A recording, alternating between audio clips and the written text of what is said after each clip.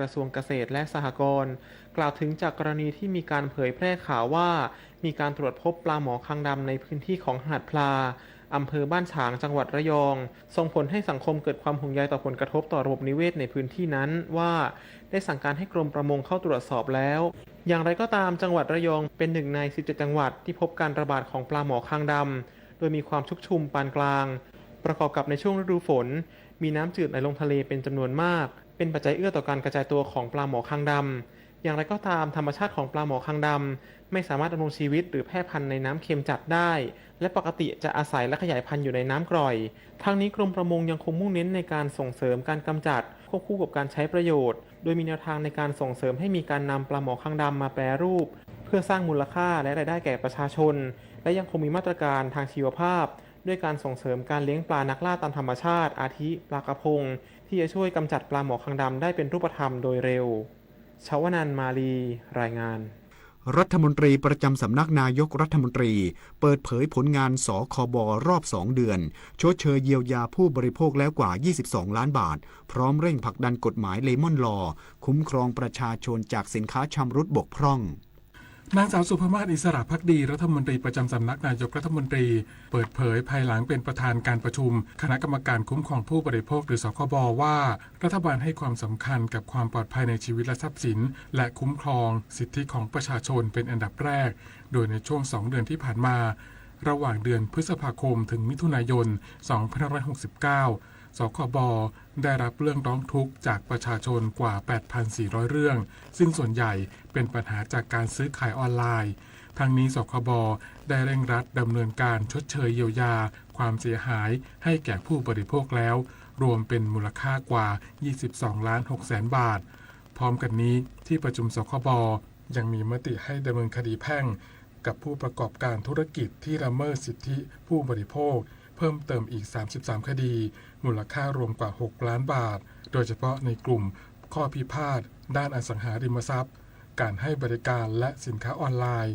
นอกจากนี้รัฐบาลยังได้ผลักดันร่างกฎหมายเลมอนลอ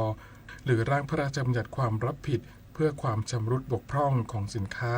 ซึ่งผ่านวาระรับหลักการจากสภาผู้แทนราษฎรแล้วเพื่อเป็นกลไกสำคัญในการยกระดับการคุ้มครองสิทธิประชาชนกรณีซื้อสินค้าแล้วเกิดชำรุดบกพร่องหรือไม่ปกติศักดิ์สิทธิ์ประดับสินรายงาน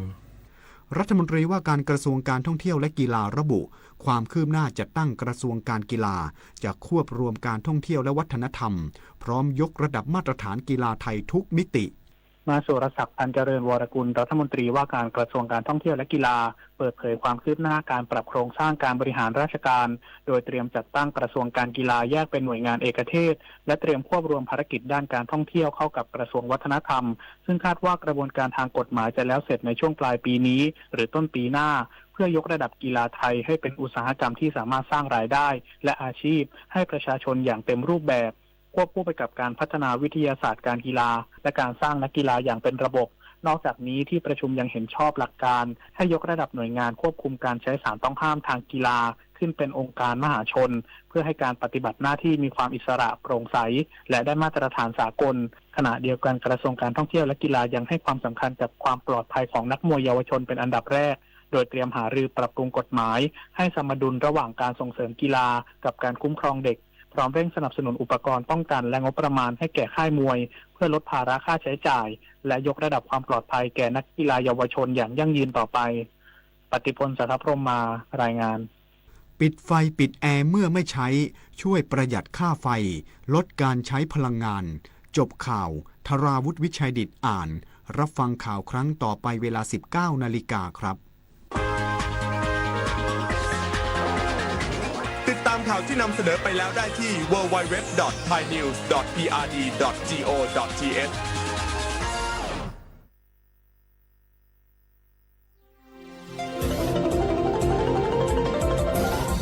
วิทยุแห่งประเทศไทยให้ความรู้กู้ความสุข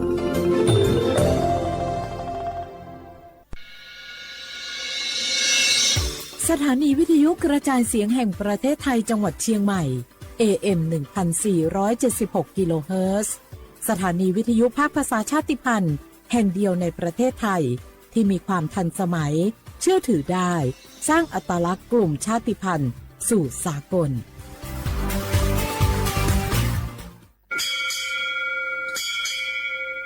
โอโบดะจ้า โอเบชเปอร์ เหมือสุงคา ปอกว่า ย้อซง ตูดูธรรมา สถานีวิทยุภาษาชาติพันธุ์แห่งเดียวในประเทศไทย ทันสมัยเชื่อถือได้ แล้วพบกันที่สวทเชียงใหม่ AM 1476 กิโลเฮิรตซ์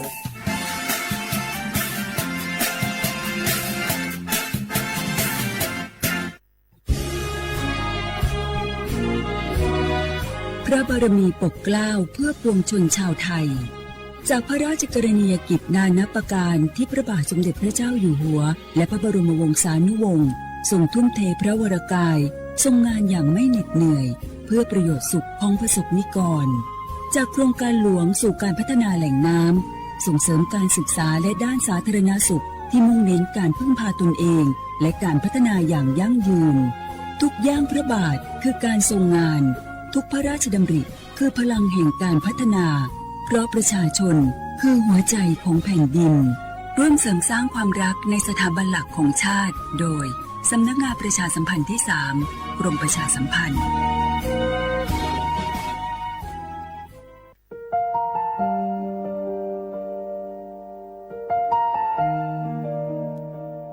ขอน้อมเกล้าถวายอาลัย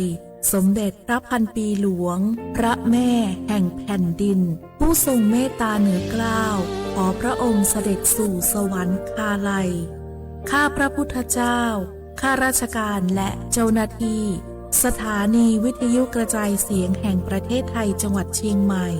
กรมประชาสัมพันธ์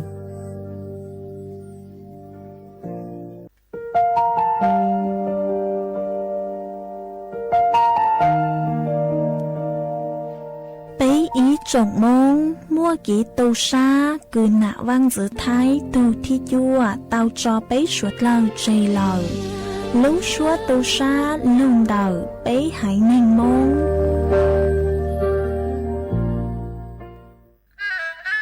กราบก้มบังคมบาทปิยราชธิดาพระเสด็จสู่ฟ้าปวงประชาร่ำให้ครวญนานาพระกรณียกิจ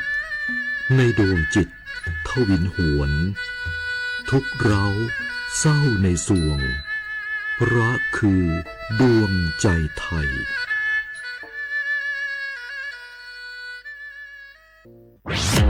กรมประชาสัมพันธ์เดินหน้าร่วมมืออาเซียนพัฒนาสื่อยุค AI ให้ปลอดภัยและมีจริยธรรมเน้นบทบาทสื่อต้องรู้เท่าทันเทคโนโลยีตรวจสอบข้อมูลและรับผิดชอบต่อสังคมหลายประเทศมีแนวทางน่าสนใจอาทิสิงคโปร์ตั้งทีมตรวจสอบคอนเทนต์จาก AI ป้องกันข่าวปลอมอินโดนีเซียจัดทำคู่มือการใช้ AI อย่างมีจริยธรรมในงานข่าวสำหรับประเทศไทยชูการนำนวัตกรรมผู้ประกาศข่าว AI การแปลคำบรรยายการใช้ Social Listening Tools วิเคราะห์กระแสตรวจสอบข่าวปลอมพร้อมทั้งสร้างภูมิคุ้มกันประชาชนผ่านโครงการทันคนโกงและสอนการรู้เท่าทันสื่อแก่ผู้สูงอายุทั่วประเทศร่วมสร้างสังคมดิจิทัลอาเซียนที่ปลอดภัยไปด้วยกันด้วยความปรารถนาดีจากสำนักงานประชาสัมพันธ์ที่ 3 กรมประชาสัมพันธ์ก้าวสำคัญมาถึงแล้วเจียงใหม่นครหลวงของล้านนาสู่การเป็นมรดกโลกต่างวัฒนธรรมขององค์การยูเนสโกเมืองที่ยังมีชีวิตและมีประชาชนอาศัยอยู่ร่วมกันวันที่ 3-8 สิงหาคม 2569 นี้สภาการโบราณสถานระหว่างประเทศจะลงพื้นที่ตรวจความพร้อมจังหวัดเจียงใหม่ขอเชิญชวนภาครัฐเอกชนและพี่น้องชาวเจียงใหม่ทุกคนมาร่วมแรงร่วมใจ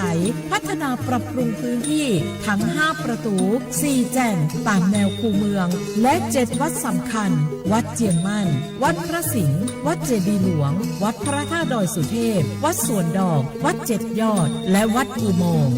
ช่วยกันดูแลให้สะอาดงดงามคงคุณค่าสถาปัตยกรรมดั้งเดิมเพื่อต้อนรับการตรวจครั้งสำคัญนี้ร่วมกันร่วมสนับสนุนเจียงใหม่สู่เมืองมรดกโลกต่างวัฒนธรรมโดยสวทเจียงใหม่สำนักงานประชาสัมพันธ์ที่ 3 กรมประชาสัมพันธ์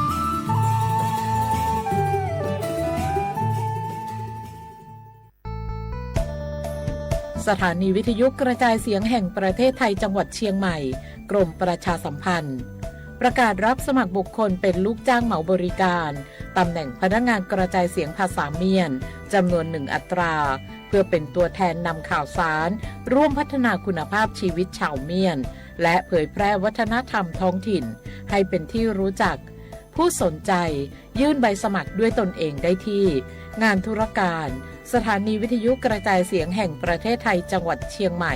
ตำบลช้างคลานอำเภอเมืองจังหวัดเชียงใหม่ตั้งแต่บัดนี้เป็นต้นไปสอบถามข้อมูลเพิ่มเติมได้ที่053-276-068ในวันและเวลาราชการมังเลี้ยวเอาเก่งเศร้าก็สปสช.มั่ววัคซีนไข้หวัดใหญ่ต่อยรู้ใจยอดเท่ารู้จื้อหลินดูหมุดซอจั่วหลินดูชัวชงต่อจอมั่วบัดทองอย่าลีจอป้อเนี่ยวัดเซ็งเมญัวมั่วเปล่าหลินใหญ่หมูจอเมญัวมั่วเตาหลีจออ้อชงจอมั่วมอเรือรังสัวเล่งช่วยให้เราหล่อหลัวอย่าลีมอปอดอุตันเรือรังมอให้ปอมอเปลอมอสอนชาลือเฮามอเต่าจอมอมะเร็งเทียตาตอกคอจอมอนฉากาจีหลอจอมัวนุญู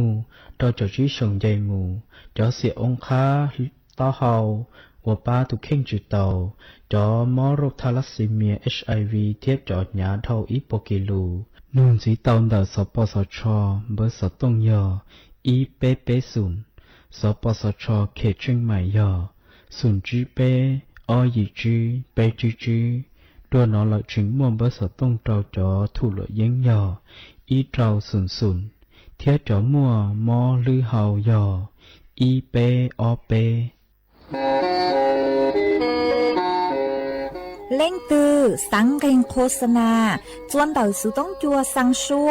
หูเต้เชอไทยเต่าลู่เสียงเจ้งใหม่คือยอขอเชอมัวเก๋เป้าจูเก๋ฉีฟางนอนรอเต่าทรงเหงสัญญาณมงเต่าเกล้ท่องเปล่าหูลู่เสียงเจ้งใหม่ยอเล่งตือสังเกงนัวหลอนงตัวเต่าจวนเต่าสุต้องจัวสังชัวหูเต้เชอไทยเต่าลู่เสียงเจ้งใหม่จวนเต่าตุงเบอร์สุต้องศูนย์จื้อเปอ้อช่างเจ้าศูนย์เจ้าหยี่หล่อชื่อศูนย์จั่วอ้อเปล่าเจ้าหยี่จื้อช่างจั่ว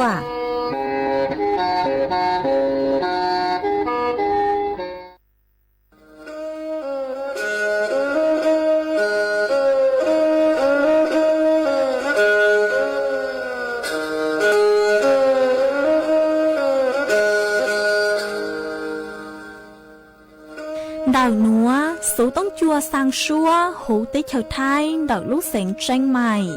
ลูกชื่อเหอฮาลูมงอีนูไปหาอ้อจายังสอนจูไปหาเถ่าชื่อเหอจื้อเต็งจูเจ้าเต็งยังเจ้าดูไปหาเถ่าชื่อเหอเก่าย่างเต็งจูเก่าหยี่เต็งช่างต่างดาวช่าง AM เกอีเชงเปล่าปัวช่างเจ้าเจ้ากิโลเฮิรตซ์ดาวนัวมงย่อไปลูมงชวดเหล่าชอกลางนองเตา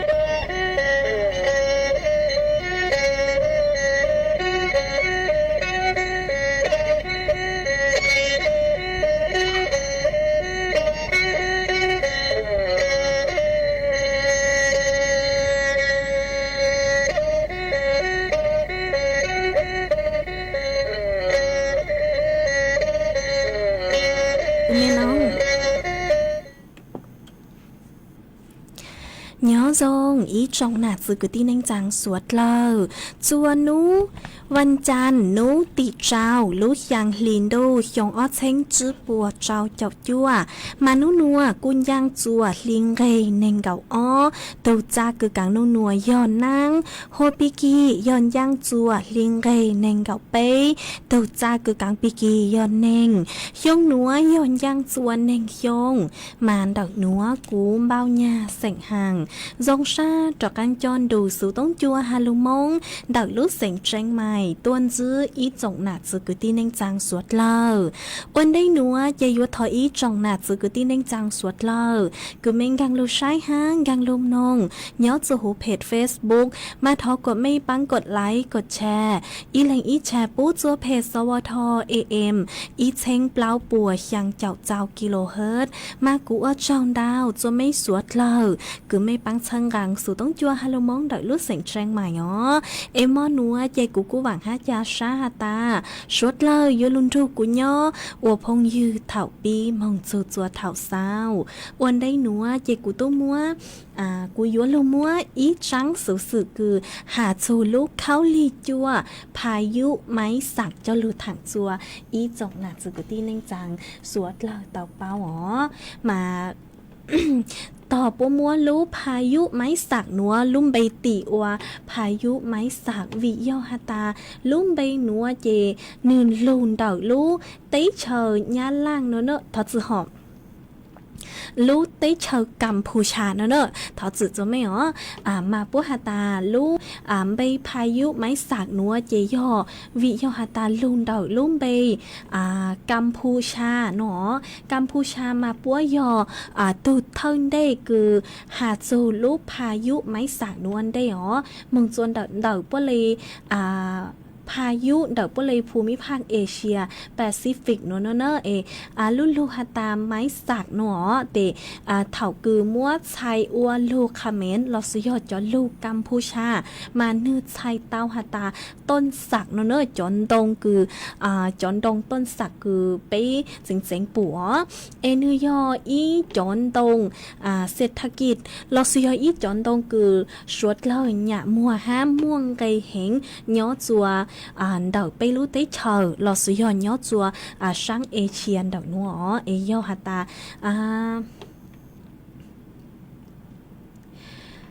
ปัวฮาตาตัวต้นเองคือตั้งลุ่มใบพายุมา ย่อยอดส่วนดอกกัมพูชาปัวเสนอข่าวนวลได้เนาะสวดเหล่าสะเลโฮชื่อทงโฮว่าพายุไม้สักเนาะยอดจูหูเต้เชอไทยเจกู้โฮเหลาลุนเต่าลูเต้เชอเขมรหลอสยอลูเต้เชอกัมพูชาสะเลโฮว่าพายุไม้สักเนาะมาลูพายุไม้สักนัวมากู้ยัวอวจัวติ๊กเฉยไทยนางลุนดองเต้าเหงอ๋อมาเกงรากู้ยัวอวจวนดองเต้าขอเชยย้อจัวหูติ๊กเฉยไทยนัวยัวมัวเต้ยัวมัวนางลูลุนดองเต้าเกงรากู้ยัวอวจัวมัวเต้เกลยังเกลช่างสือห้ายัวมัวต่อป๊อปเป็นเผาหัวยอหาตาย้อเจจวนดอกเต้หาจื้อมายอหาตาเล่งถือกือมงช้านเจลอสุยอมงฉากย้อจวนตัวหนูมายัวจุเต้าเจ๋งฟ้าห้าจากเตมัวเตลูคลื่นคือยอดส่วนดอกลูกหาจื้อหนึ่งช้าเห็นเนอเจกูจะลูถังคาจัวไปสวดเล่าเต้าเป้าจูลูพายุไม้สักเจอเลยนัวส่วนจื้อนัวเจยัวจอกกังลูจออีจางกี่เราใส่จัวสวดเล่าเต้านงกองกี่เราใส่อ้วกี่ส่วนจื้ออีปลานัวเจเลมักลูมัวอีจังสุสื่อห้าจอฟุดหยดเลยนางถังจัวสวดเล่าเต้าเป้าส่วนจื้อมายอดส่วนเต่าจังร่างสัวปังเสียงหลอดยอยอดส่วนเต่าร่างกี่หลอดเจเนาะยอกูยมัวไหมต้องยีอีร่างลูจาคือลุ่มใบหาตาเก้าฉาไก่เราฉานงจะลูจอจัวสวดเล่าเต่านงกองกี่หลอดเจอวกี้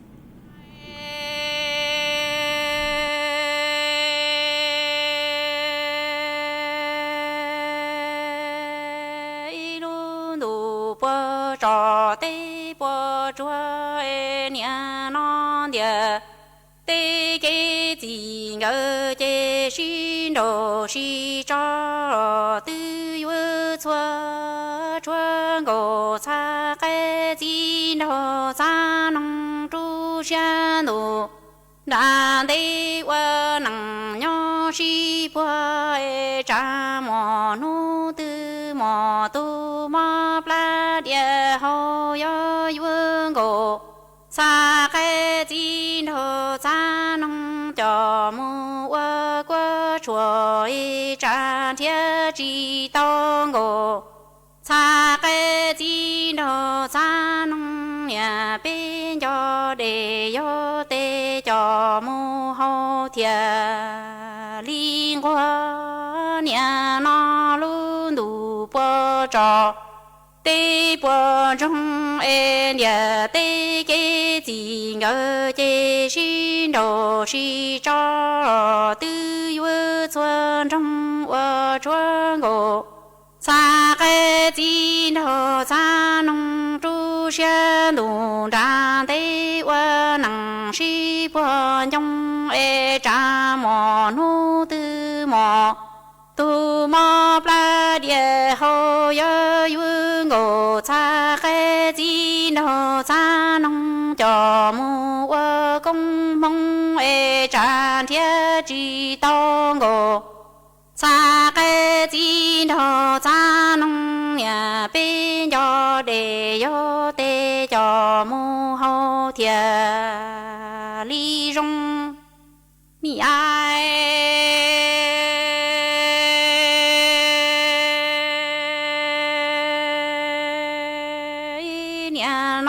địa tê cái gì ngờ chế xin đồ si cho tư vơ chua ca vơ chuông ngô cha cái gì nó cha nông tru xuyên tùng đàn đê vơ nằng si nhông nhó tơ trồng lơ giang ngô cha cái điện tua lu chi chế sâu ra yang vơ chi nó cha nông y yuan để lúa li nhá có tên địa tê cho kinh chơ tiền ngô tại ta đâu tại ta rong chi chua chi nó cha nông tu ngô mô cha ta nia non địa tê cái gì ngờ chế si đồ si cho tư vơ chua y vơ chuông ngô cha cái gì nó cha nông tru xuyên đủ đàn tê vơ nằng si nhông nhó tơ trồng tua si plơ giang ngô cha cái điện tua lu chi chế sâu ra yang vơ chi đồ cha nông y yuan để lúa linh chi có tên địa tê cho kinh chơ tiền ngô y tòn đồ y đa rong chi chua chi đồ cha nông tu ngô mô cha ti mò mi ai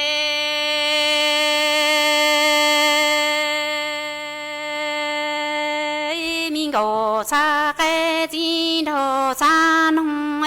vơ nằng răng địa cứ trư lo lỡ chùa chi lo bê trơ văng lo chân địa tê cái gì ngờ si nô si cho lỡ chẳng phăng ngô cha cái gì nô cha nông tru xa nô ra tê vơ nằng si nhông nhó yuan địa tê lo lu khoa địa ya ngô cha cái gì đó cha nông thiệt li chẳng chẳng mi ngô cha cái gì đó cha nông qua nằng chẳng địa cứ trư lo lỡ chùa chi lo bê trơ nhà lo chân địa tê cái gì ngờ si nô si cho lỡ chẳng phía ngô cha cái gì nô cha nông tru xuyên nụ đàn tê vơ nằng si nhông nhó yuan địa tê lo lu khoa địa ya ngô cha cái 金头茶农田里直接金融路啦什么？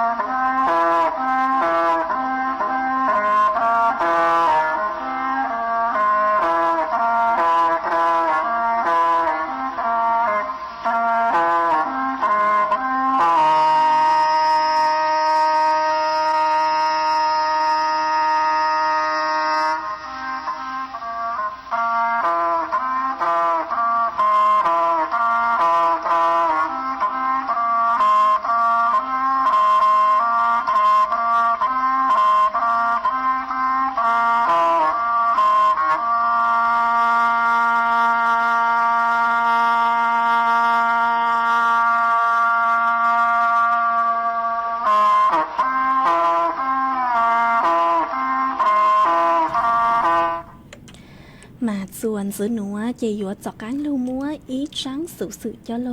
ทางจัวสวดเลเตาเป้าส่วนซื้อมาย่อส่วนตักจังสุสึหนัวย่อยัวลูฮาจูจอกีดลังจาย่อส่วนเสาออนไลน์ต่างสื่อหนัวเนอะมากูช่างตักจัวอีจงหนาจืกที่เล่งจังสวดเลย่อฮัตตาไม่เล่งตื่นซื้อฮัตตามั่วจอโฆษณาสินเชื่อออนไลน์ย่อจัวต่างสื่อหนัวย่อส่วนตักโฆษณามาปัวฮัตตาปัวจอสินเชื่อดาวเจยัวอนุวัตทอจือหอยัวอนุมัติหลอสุยอปูจัวยูกู้ชายชายเหงหนอหาจื้อซื้อจะต้นเหงลูกค้ำประกันมาสวดเลยย้อนซื้อเลยนัวเจยัวจุเตาเจ๋งฟางจังเตยัวป้องอัวจอมิจฉาชีพเลยเหยื่อเนอะเราซื้อย่อเจ้าจอมิจฉาชีพกลางจ้ามาต่างสุดนัวเตป้มัวจอสินเชื่อทิพย์คือหัตั้งกูหาเจ้าลิงดอสวดเลยยัวเตาเจ๋งฟังตัวส่ง5วิโยหตาจอหนูจื้อคือยอดจวนดอกศูนย์ต่อต้านการช่อโกงออนไลน์ ACS nữ yo chó nữ giữ cứ sách hiệu ký lang ra nhó chùa sạo luôn đủ online mà bố cụ tàu chuôn ruộng giữ hà ta mua chó mít trà chi cứ tặng sự nữa chó bay sành suốt lời họ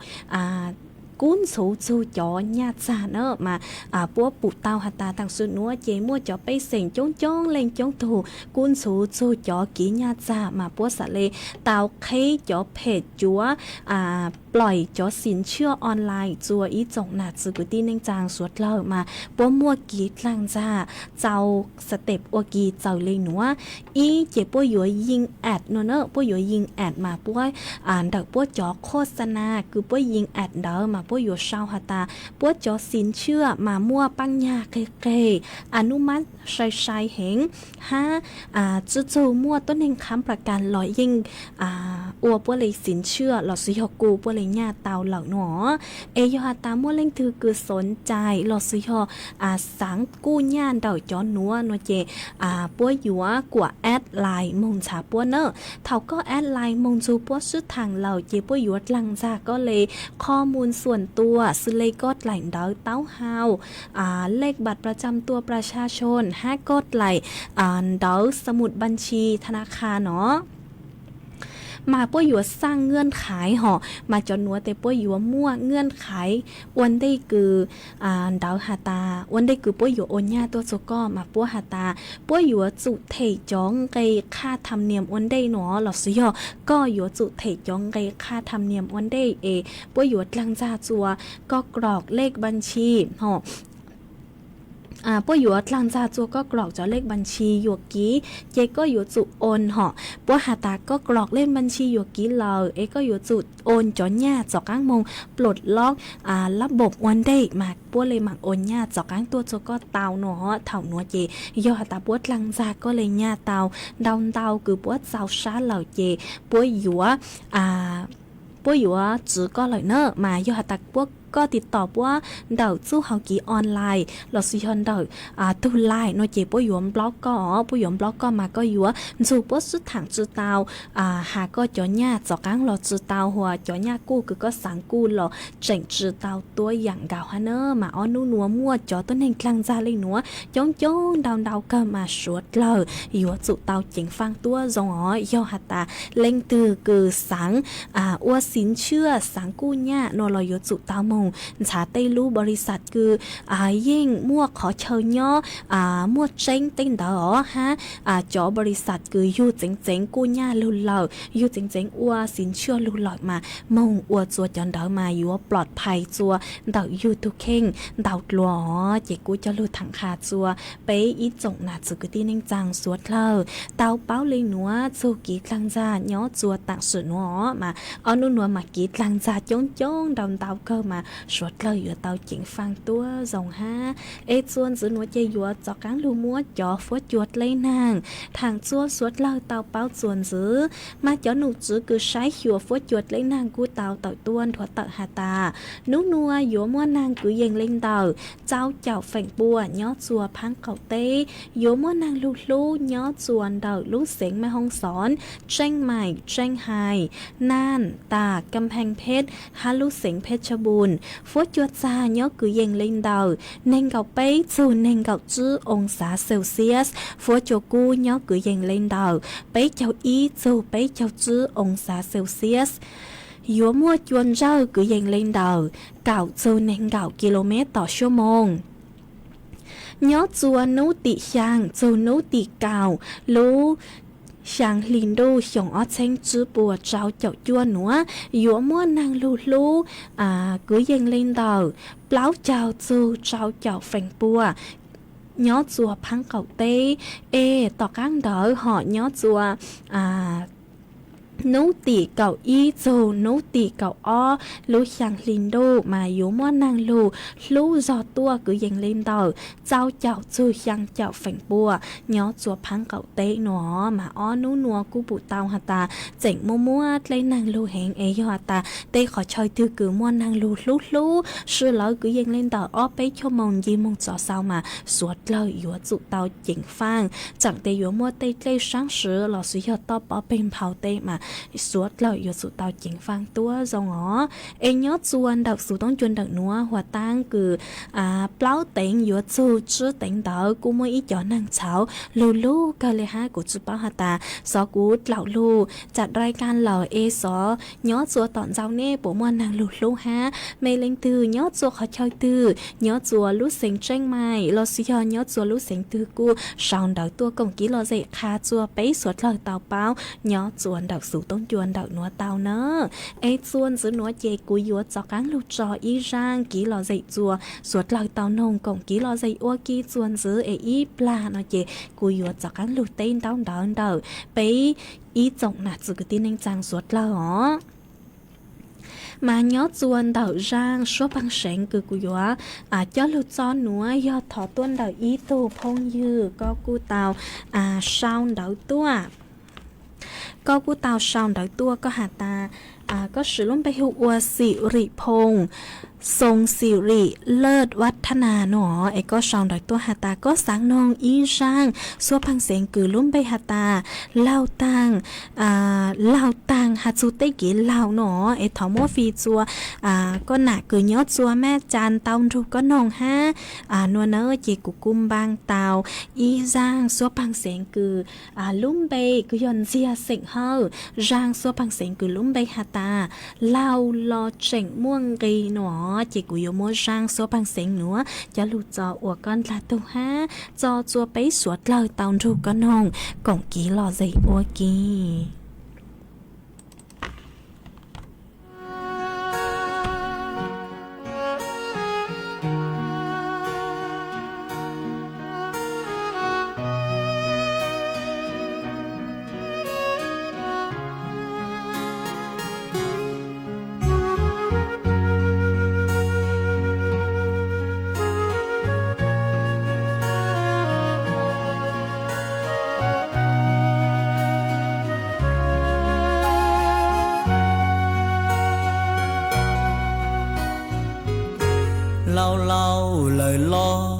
cho tu xia nơ bế trần lu nê cơ o nhiều thiết gì lâu lâu lời lo chẳng mua mua nung đi chỉ mua đã chỉ yo lo bảo tàu lâu lâu lời lo cho tu xia mò mà cha tê thó luôn tu thia lu tê có cú nia cú gì mua cho xiên đê tàu nhỏ ua kê mu ta ý chi do là mua ý khó chờ ua nè sơ pli yêu cho cú nia cú gì mu pli đua chia có chua tia chỉ cho giờ lâu chua rong đầu mu chua tia ua neng yu lo nhỏ can du no cho mẹ xia chê nhận trái lý cho số do thấu tuôn cho lời ta ý xì lu có cháu thiết chỉ khu xì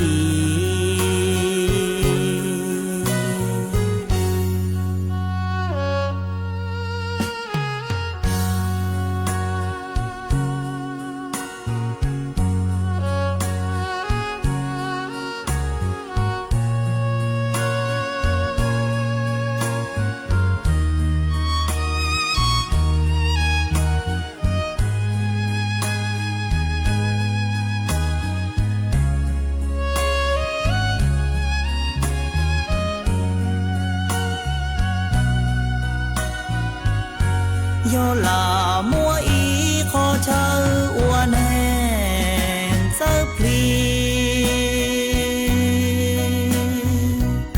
yêu cho cú nia cú gì mu pli đua chia có chua tia chỉ cho giờ lâu chua rong đầu mu chua tia ua neng yu lo nhỏ can du no cho mẹ xia chê nhận trái lý cho số do thấu tuôn cho lời ta ý xì lu có cháu thiết chỉ khu xì do ba lư tia bùa yêu tròn chi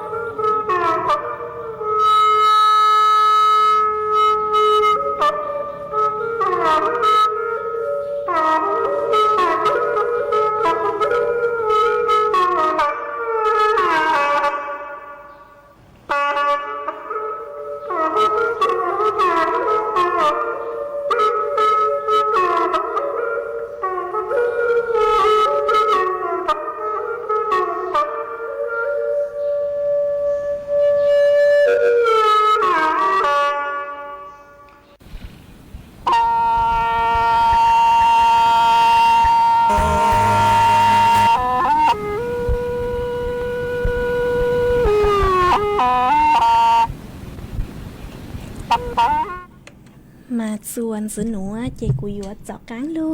ทางอีจังสุมินจือจัวสวดเลยตะเป้าอ๋อมาย้อนหนูจือรัฐบาลปัวเตาตักต้นถั่วตักฮาตาต่างสหนัวปัวยัวเครับสมัครลูกโครงการโซล่าภาคประชาชนผ่านลูกระบบออนไลน์จัวจอการไฟฟ้านครหลวงหนอมาจอหนูจือปัวยัวเนาะ5ไฟฟ้านครถ้าจือห่อ5ไฟฟ้าส่วนภูมิภาคเนอะมาจอหนูจือปัวหยัวให้โอกาสจัวจอเจ้าของบ้านเราซื้อยอรู้ใจคือติดตั้งโซล่ารูฟท็อปเนอะโซล่ารูฟท็อปมาปัวหยัวยอฮาตาลุใจคือติดตั้งจอโซล่าเซลล์คือผลิตจอไฟฟ้าลูซื้ออีเล่งยอจัวหูรู้ว่างรู้ใจเนาะลดภาระค่าไฟฟ้าเราซื้อยอสัตเลจื้อเตาเทจอไงไฟฟ้าเนอะมาจอหนูจื้อปัวฮาตายอฮาตาลุใจซื้อจอไฟฟ้าโซล่ารูฟท็อปหนูไม่ซื้อจอไฟฟ้าจื้อตังมั่วเป็นสื่อคือยัวมั่วจอไฟฟ้าส่วนเกินกางจัวระบบจัวจอหนูจื้อรัฐบาลปัวเตา5หนอมากุยอีขอคือจอหนูจื้อรัฐบาลปัวอยู่อลูกโครงการหนัวเต่าตัวปังจั่วจัวอีจงนาจือติเน่งจางสวดเลยวิยอฮาตาปัวฮาตาอยู่ปังสนับสนุนกีซื้อพลังงานสะอาดลดการพึ่งพาเชื้อเพลิงฟอสซิลมองเหล่าอย่างต่อได้หนอจอต้นเองคือซื้อไฟฟ้ายอดส่วนตัวเจ้งกรุงเทพนนทบุรี5สมุทรปราการมั่วเป็นสื่อคือยัวสมัครผ่านระบบ My Energy ยอดส่วนการไฟฟ้านครหลวงหัวยอฮาตาเล่งตือคือยอดจอต้นเองคือซื้อไฟฟ้ายอดส่วนหรือลู่เสงสังมั่วจอไฟฟ้าจัวจอหนูจื้อรัฐบาลปัวมั่วเป็นสื่อกือยสมัครผ่านลู่ระบบ PPMI กือยอการไฟฟ้าส่วนภูมิภาคกฟผ.เลยนัวเนอะมาปัวยอดส่วนปัวลู่ระบบเจปัวมั่วจอรายละเอียดคุณสมบัติจอต้นหนึ่งคือยัวสมัคร5จอเอกสารคือยัวจุเต้าซื้อ5จอเงื่อนไขคือยัวกางปัวลู่โครงการช่วยอย่างยอดจูหูปัวลู่ระบบหล่อยหนอยอดตามไม่ลิงคือสังยอฮาตาเล่งคือติดตั้งจอโซล่ารูฟท็อปจอไฟฟ้าไม่ซื้อจุตังมามั่วเป็นสื่อคืออยู่มั่วจัวจอการไฟฟ้าปัวเตามายอดส่วนรู้ระบบเยมั่วรายละเอียดตั้งชอยอฮาตาเล่งคือติดตั้งสังมั่วเป็นสื่อคืออยู่มงอ่านจอรายละเอียดส่วนรู้ระบบ IM ห้านรู้ระบบ My Energy เตาเนอมาลูกโครงการคือยัวจอไฟฟ้าส่วนเกินนัวมาปัวหาตาปัวยัวอัตราจุดทอจือหอปัวยัวจอไฟฟ้าส่วนเกินหนัวอัตราหอยอจุด1 บาทเราสิยอบาท1 สตางค์ต่อหน่วยเนาะหามาปุ้ยยัวลูกชื่อหอยเก่าลูกชงมั่วเป็นสื่อคือยัวเสนอมั่วไฟฟ้าเตาจื้อคลาวเลจื้อกิโลวัตต์ต่อมิเตอร์เนาะมาปุ้ยยัวมั่วขั้นตอนคือดำเนินงานจัวยัวยื่นคำขอผ่านระบบออนไลน์ส่วนจวคุณสมบัติมาปุ้ยยัวโลดช่างเต่าประกาศผลว่าสัญญาซื้อขายไฟฟ้าเตาหนอทางหนอซื้อปุ้ยยัวส่วนจวดตรวจสอบระบบอวนได้คือยัวจ่ายไฟฟ้าเราซื้อยอมั่วก็เลยไฟฟ้างูมงจวนปุ้เลยโครงข่ายยัวจ่อมงเจอเลยปัวเลยมาตรฐานสาเลมัวความปลอดภัยเจ้าหมุนจัวสวดเลยเตาซื้อหนอมาจ้อหนูจื้อรัฐบาลพวกกูเตาต้วนทัวเตาเล่งนัวยอหาตาหนัวเล่งคือติดตั้งจอโซล่าซื้ออีเล่งยอดจัวหูว่างหูใจซื้อจื้อต่างเนาะเรามัวเป็นสื่อคือยัวมงเข้าร่วมจ้อหนูจื้อรัฐบาลปัวเลยโครงการนัวเตาเนอเจกูจะรู้ทางข้ามินจื้อจัวไปสวดเลยเตาเป้าเลยนัว ai chuan giữ núa chơi dúa cho cắn lâu tên đau đau đòi ít trọng nạt giữ cứ đi ninh chàng suốt lờ mà ôn đánh núa cú ở trong đau chùa suốt lờ cứ mê cú tàu sang cho sticker tua chơi của lút làng lú rù đau đau cơ mà cú giống sát cơ ai thọt chơi lút làng lú rù bú cho cắn chùa mê suốt lờ hả ở trong đau chùa ít tu phong như họ mà ở trong đào chùa ý tôi phong như sử dụng đây hiệu sấm bạt nó mà có cuộc sống đời tôi hà ta nhớ tới chơi tiêu bé nhớ chùa hủ tới chơi thay đời lúc sành tranh mày nữa mà ở trong đào cứ có cuộc sống đời tôi còn kỹ lo dậy ha ó để chơi lúc tăng lúc rù chùa co ha ở trong đào chùa ý tôi phong như có sử dụng đây hiệu Orapin chạy thana klit mà có cuộc sống đời tôi hà ta nhớ dòng nón đi chê nấu nua nhớ chùa hủ rồng tranh mày chứ mua năng lưu tăng sự mà luôn đu sống sống lo ý nô lấy nó mà cô dòng sát cơ cứ có cô trình sau đời tôi còn kỹ lo dậy kha chùa bấy suốt lời tàu bao nhớ chuồn đặc sự tống chuồn đặc nó ha e thọt sớ có lút lăng lút rung ha ó ở trong đào chuối thuộc không như ha có nhục họ sau đời tôi có sự lúng bay hụt uaคนอย่างเธอต้องเจอน้ำมันพรายเนาะmà có sau đời tôi ha taต่างsự nữa nhớ chuồn đặc lút tới trời Israel mà cho chẳng đâu cú hẹn lấy nó mà cô dòng sát cơ cứ có cu trình sau đợi tua cổng ký lo dậy kha chua bấy suốt lơ tàu bao nhớ chuồn đặc sự tống chuồn đặc nó ha ê cu chơi lút làng lút rô bút cho có và trong đào chua chó phong như họ chốn chốn lên chốn tu mấy cu sau đợi tua nhớ dòng bút cho cũ mà cu dòng sát cơ ê nhớ dòng bút cho cán chùa bấy ít dòng nạt sự cứ tin anh chàng suốt lơ ha nữa ha mua ý thù phong như họ có sử dụng bay hụ can nộpจันเนาะยอตาหญิงก็ลุ่มไปอยู่กี่มาถอดสื่อเนอะก็กูชาวดาวตัวหาตาย้อจงย้อจวนดาวปากกลางดาวลูกเสียงนานนงสุต้องจวนย้อจวนดาวปากกลางดาวลูกเสียงนานเนาะมากูจงช้าก็กูเจงชาวดาวตัวเชิงกลางสุต้องจัวห้าเชิงลูกหลังลูกจูปูจัวกูห้ากูเชิงก็ลูกหลังลูกจูปูจัวกลางจัวก็ห้าอ๋อมา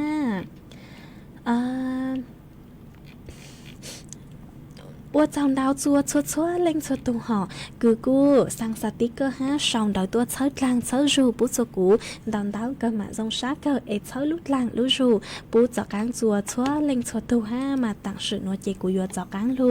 จออีร่างกีหล่อใจจัวสวดเลอเต้านงกงกีหล่อใจว่ากีจวนจื้อห้ามาย้อจวนดาวร่างหนัวเจกูยัวมัว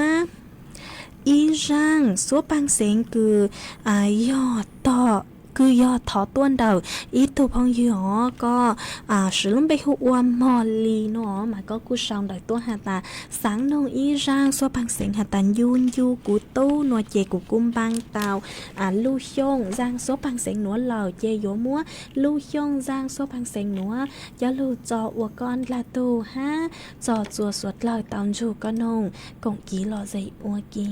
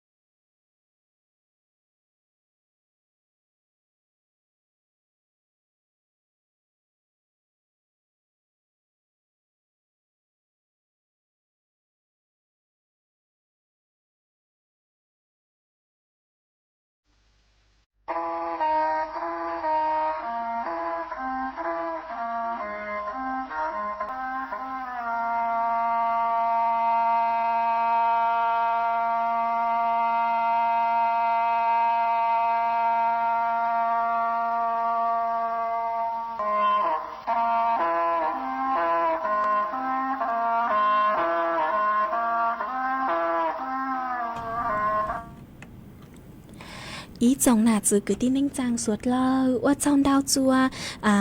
bé ý chồng nà chữ cứ tin anh chàng suốt lơ cứกูลุนรูกูย่อวัวพงยืดเถาปีลูจูชัวเถาซาวหาว่าtrong đau chua suốt lơกูbán chân gàng sử tông chua hà lô mông đợi lú sảnh tranh mải ha tàng sư núa lú sư hờกูอยู่tăng lờ chúa cứ dâng lên đầu